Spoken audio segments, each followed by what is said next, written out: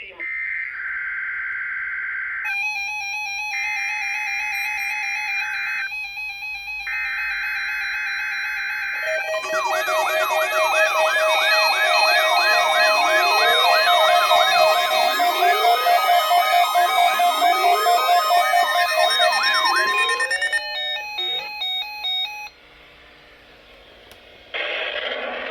National Weather Service in Chanhassen, Minnesota has just activated the warning alarm on 13 weather radio stations across central and southern Minnesota and west central Wisconsin.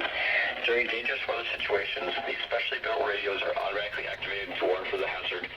Tests of these radios are normally conducted by the National Weather Service in Chanhassen every Wednesday at 1 p.m.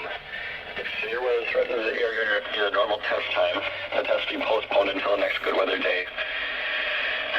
The warning alarm will be activated for selected watches, warnings, and statements affecting central and southern Minnesota and west central Wisconsin.